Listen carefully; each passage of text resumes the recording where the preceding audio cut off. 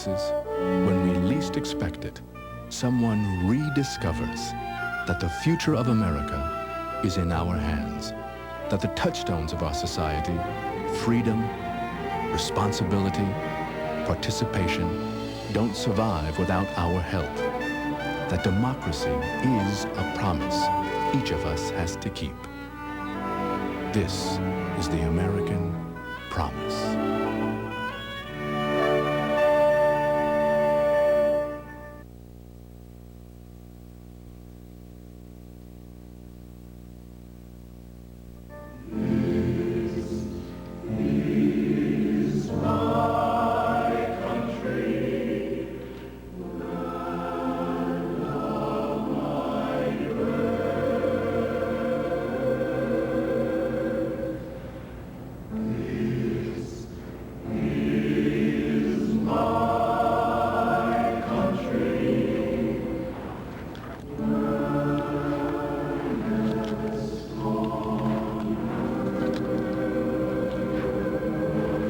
In this country, we assume the struggle for freedom is over. It is never over. Sooner or later, every American has to fight for the freedoms they hold most dear. Okay, I'm watching you. Okay, I got it. You got some finger locks too, right? Yeah. For a decade, Dan and Sue McDivitt have outwitted gravity, climbing where few have dared to go. It looks pretty safe. It's not like I'm gonna hit anything if I fall here. Their lives literally hang on an issue. Should they be allowed to use steel bolts drilled into the rock, or do others have a say? The valley floor is 3,000 feet below. Well, these bolts are nice and new. Many of the bolts in Yosemite are older bolts that cause some concern because, like across the way on El Capitan, some of them are over 35 years old, and they should be able to hold thousands of pounds, so you don't have to worry about your anchor pulling out, and yet some of these bolts will fail by just standing on them with body weight. You can definitely climb in Yosemite Valley without drilling holes and putting in bolts. Now, I mean, why should someone have the right to be able to go any place they want to on a rock? Dan, can you hold me just for a second here? Yeah, I got want to shake out this one arm.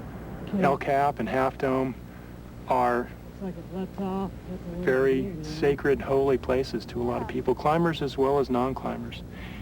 And the idea, the symbology of taking a machine and drilling a hole into the rock, that's a very strong symbol. You're desecrating this holy object. Anybody can walk in wilderness wherever they want. We should have the freedom to climb wherever we want. Climbing is one of the great sports where you can get involved in something that allows you to experience the real feeling of freedom, and to have that taken away, I think would be a crime. We have to draw the line somewhere. Yes, the valley's developed. Yes, we have roads in the park. But we've drawn a line around those things and said, beyond this, no more. We have to put helmets on our kids. We have to smoke where they say. We got to wear our seatbelt. I don't know where it's going to stop. To some, each bolt is a blemish.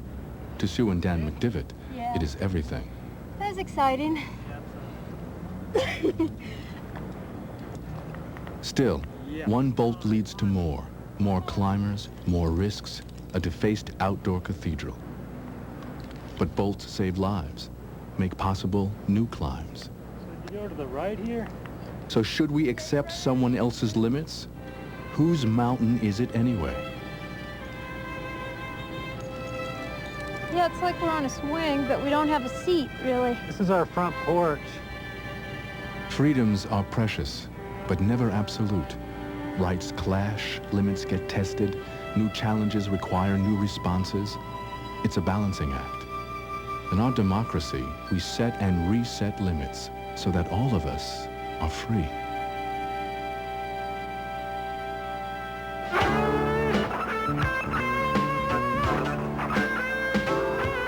What I'm opposed to is defacing private property. I do not condone graffiti at all. I want people to know who I am when I'm dead. They're artists. I mean, what they create is art.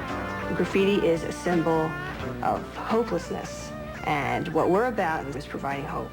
Hope to neighborhoods and hope to young people. We're going to use this just like a transparent film my name, my tag on any wall? In Philadelphia, the answer is no. Taggers or graffiti artists caught in the act have a choice: clean walls or attend art classes with other kids. Community hours. Yeah. To make up. Here, they're challenged to find new freedom of expression within limits. So instead of doing graffiti removal, you're doing a workshop? Yeah, well, they gave me a choice. Well, I did, you know, to paint the walls and everything. What skills do they have to sort of get out there and make that connection, to sort of be seen, to be heard, to have other people know them? I mean, it's hard for any of us, It's a sort of, life is just a struggle. But when you're sort of working at a deficit, when your options are limited or zero, I mean, how are you going to do it? You're going to do it however it comes along, and it happens to come along in the form of graffiti. So that's easy, it's quick, and that's what they're going to do.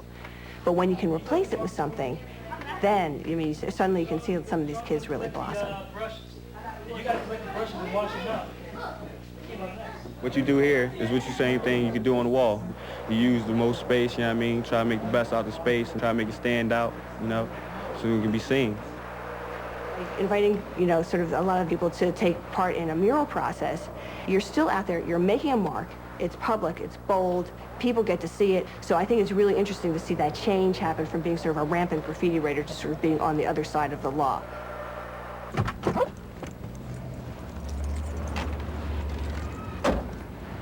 Hey, Alvino, listen, I finished this end here. To be seen by more people, graffiti is often up high.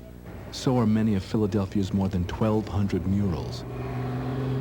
For each mural, local residents decide on the subject: landscapes, history, local heroes, even tributes to the neighbors themselves. The murals are rarely vandalized. You do a mural, and you see people take a vacant lot that's filled with debris, and that debris gets carried away, and then it turns into a garden and a place where people can meet and discuss ideas and talk about how they can better the neighborhood. Maybe it's people sweeping the street. Maybe it's a couple houses get painted. Maybe some cars get towed. Maybe we sign up some kids for anti-graffiti. But those are definite changes that happen as a result of this mural painting. We do make the best of what we have. That's why we have so many gardens, because we have so many empty lots. And we rather see the gardens than to see the weeds. This was an empty lot that people used to come and dump anything that they didn't want. It was full of old building materials and broken furniture and all sorts of debris. The community came together, and it happened all together. Like, we couldn't have done it alone, This is a picture of Edie Matos, one of the women who has done a lot of work in the area, especially in the gardens, and one of the people that is a real hero in the neighborhood, because she has helped transform this area into what it is today, which is an area filled with beautiful gardens and several murals.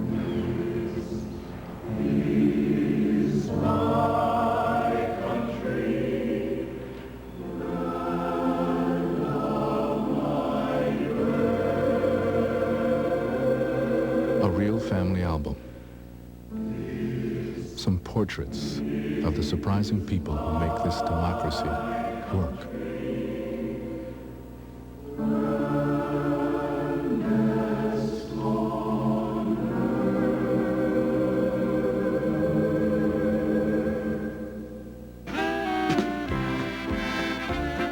No washing cars in driveways.